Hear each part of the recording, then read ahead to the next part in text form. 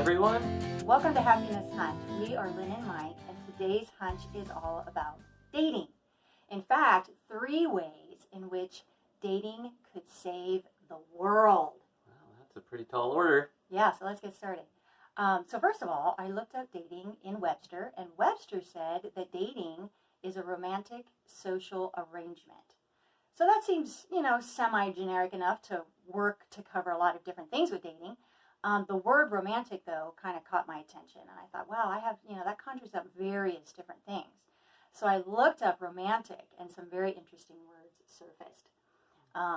Heroic, mysterious, and adventurous. And I thought that, there's a lot of truth there. Those are really good descriptors for dating. And it's so important. I also looked up stats on marriage and divorce. I am not going into that. It's really not any better than it has been. And I sort of think that the results are out there so much so that it strikes a lot of fear in people. And the last thing we want to do is be afraid of marriage or be afraid of dating. Yeah. So I don't really want to. Don't really want to go there.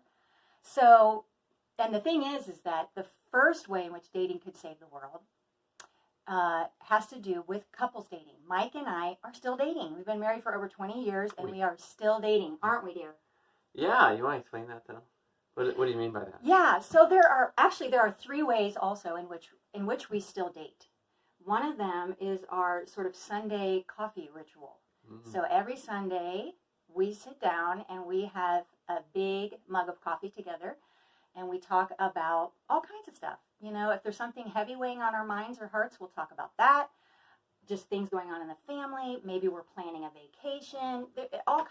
Lots of things could come up in this conversation. And if it doesn't happen on Sunday, sometimes it'll happen on Saturday, or it could happen on both. Another way. Those are good weekends. Those are the good weekends. Another way in which we are still dating is that we do go out on outings. And a date doesn't have to be expensive, and it doesn't really even have to be long. Some of our favorite dates are going on a little hike, going to a park even, or a cool neighborhood that has great sidewalks that we can walk through and just adore everybody's landscapes. We love landscaping and decorating and all of that. So we love doing things like that. Or hitting a favorite coffee shop or a movie or a restaurant. Mm-hmm. There's a lot of different, even going out on errands could be a date because you have the whole drive there and the whole drive home. And we did it a lot when our kids were younger, and we were just able to leave for a little bit of time because they weren't quite old enough to leave for longer periods of time. The one thing that we would do a lot is run errands. So that's another way in which we would date. And the third way in which we are still dating over 20 years in, is that every month we get together with other couples. It's a couples date.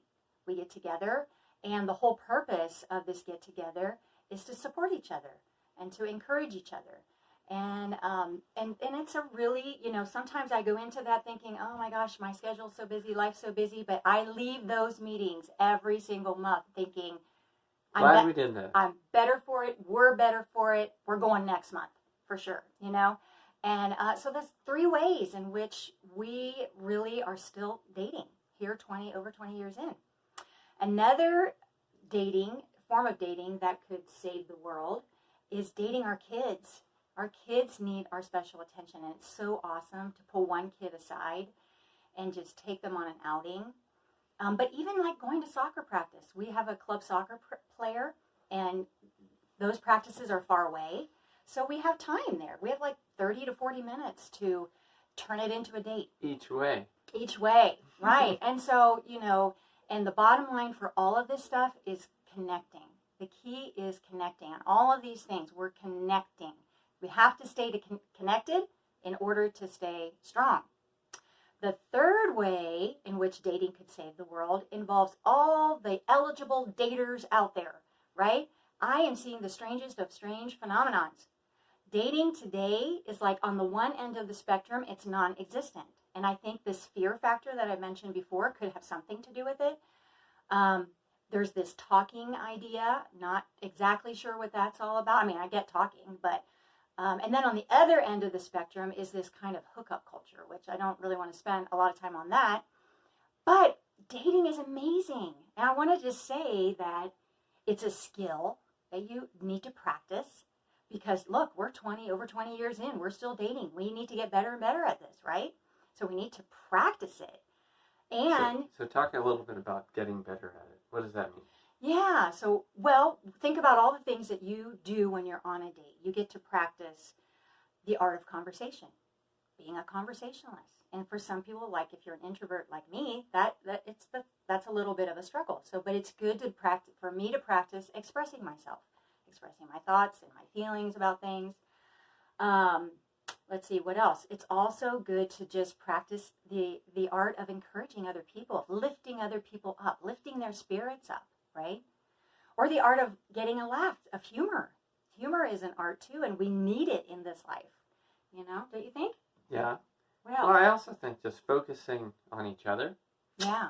So, we get busy and we get tied up in all the work and all the things we have to do, and we don't pay attention to each other, so maybe we don't communicate very well during the week because we're going a million miles an hour.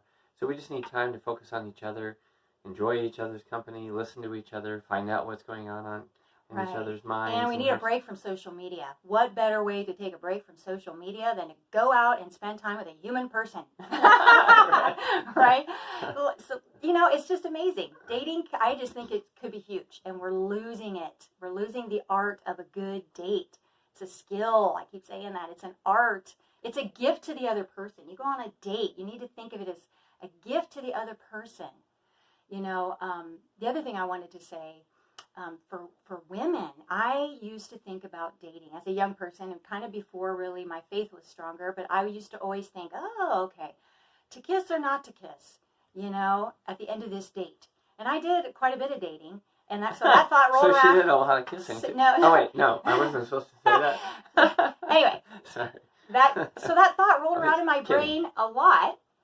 That thought rolled around in my brain a lot. And here's what I want to say. I would change that thought. If I could go back to my late teens, early 20s dating self, what I would say is... pre-marriage dating self. Right. Yeah. I would say, you know what? Focus on the other person. How can I leave that person? How can this date be so awesome? And I can leave that person better than when we began our date. And as far as ending dates, the whole kiss thing, I think the focus really is more, how can we end this with integrity? How can we bring closure to this experience together and leave each other better people? And there's just a kindness and thoughtfulness. Respect, mutual respect. These are the things. When you leave a date, you want to say, yeah, I did that. We left, we parted ways, and that was a positive, growing experience, and you never know. Wedding bells could ring at some point after one of those experiences. Yeah. And what do we need more in this society other than great families? Yeah. Really, truly, right? Great marriages. Yes. Mm-hmm. Yeah. Do you want me to jump in here? Jump in. I'm sort of spewing because this idea surfaced in the middle of the night, and so now I'm just thinking, what does my husband have to say about this? The theologian. Yeah. Well, I would agree with everything that you said, of course. I think it's interesting. I've had the chance to work with a lot of younger adults in the last 10 years or so, and there is a clear trend of a kind of fear of dating. And the thing is you can't really find a partner and get married if you're not willing to step out there, take a risk, and go hang out with someone, even if, 19 out of 20 times it doesn't go anywhere or it's kind of a dud. But I think the fear there, one is that I've heard over and over again, is that if you go out on a date, it means you're really serious with the person and you want to get married to them. And that's really ridiculous. You go out on a date or to learn more about them. To learn more about them, to find out if this is a person you may want to marry. And I can tell you, in marriage, the discovery never ends. That's why you need to keep dating, because it never ends. You think you know, but there's always more, right? Yeah, well, I'll comment on that in a second. Okay. So that's the fear. And then the other fear, I think, too, is just that there's a set of sexual expectations today that, they were high when we were younger, but they're even higher and I think more crass today. Like, sometimes there's not even a pretense of romance or friendship or, it's just, it's purely a hookup kind of mentality. So I think a lot of young people are intimidated by that. But I think the thing is, I think it's important in dating to set a certain degree of boundaries within yourself, of self-respect. But you got to go spend time with people, and you have to take the risk to ask and face the possibility of rejection. Or, like, I went on a blind date one time. I remember, I didn't do that too often, but I did do that one time, and I remember it was a complete dud. But I sat in this restaurant and talked to this young woman for, 2 hours. Never talked to her again. It was awkward, but you know what? She could have been the person that I met that I ended up marrying. You just don't know. So I think that, there's a certain amount of risk. You have to be vulnerable to a certain extent, but on the other end of the extreme, you also have to, protect yourself and not expose yourself to excessive risk of, the sort of the degenerative sort of attitude or approach of the hookup culture, which is very it's just awful. In my opinion, it's just awful for, especially people that really are looking for a spouse and getting married. That's just not the right kind of conditions to find that. That's not connectedness. That's something else. You're not, you're not going to leave that feeling like, oh, I'm leaving this person better than I found them. You certainly, it's just not going to happen. Because there's a lack of respect in all that. It's just the way it is. Yeah. But as far as dating, in marriage, like your point about discovery, we've been married, 22 years now, and I am just always surprised at what I don't understand or don't know about my wife yet. I'm like, I had no idea you thought that way. You think you know a person, but there's kind of an unfolding revelation of the inner person in the course of a relationship. And of course, people get divorced because what happens is that that discovery of the other, and even of yourself in the other, it dies if you don't continue to be intentional about spending time together. I remember the advice my dad used to always give me, which is, my parents were a model of this. They went out every weekend together.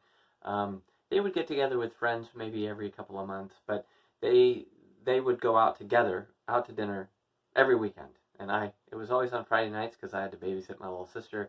And, so that's the way it was.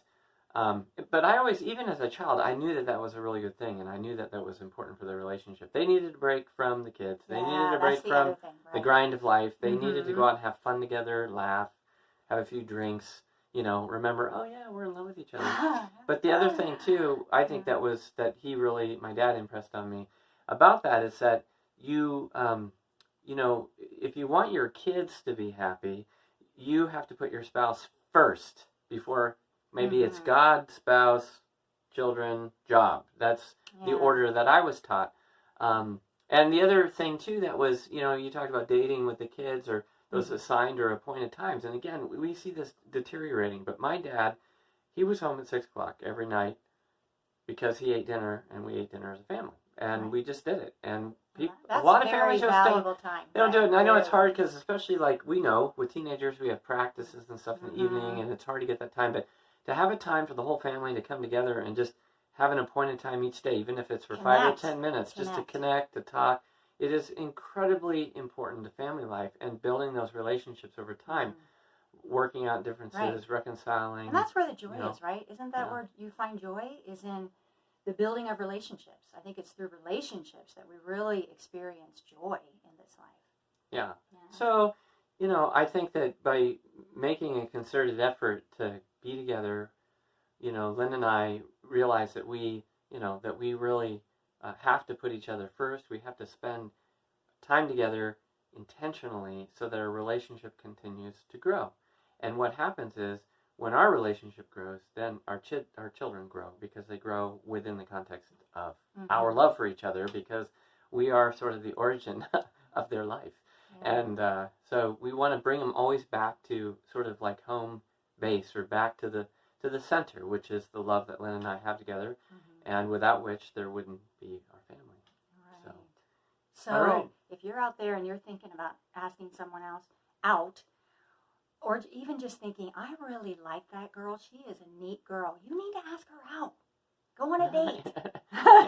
And if you're married, go on a date. and you're not hanging out with your spouse, make a point to be Make a together at You'll least love it. alone every single week, at least Yeah. once. Yeah.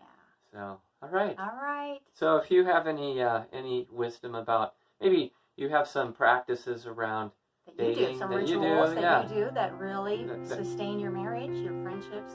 You know, and you could do some of this practicing with girls. I just want to say this. Like, I could go out with my girlfriends and I can practice some of those same things, but it's not the same with your opposite gender. There's a whole different chemistry there, and it is very different. And both are important, but dating is its own special. It helps to build marriage, and marriage is the foundation of our society. So that's why it's elevated and it's so amazing and so important. So date, right? All right. Put your comments below. Yeah. Share your stories, and be sure to subscribe and like this video. Yeah. All right. All right. Follow your hunches. Yes. Right. Follow your hunches. All right. Take care. Until next time. Bye. Bye.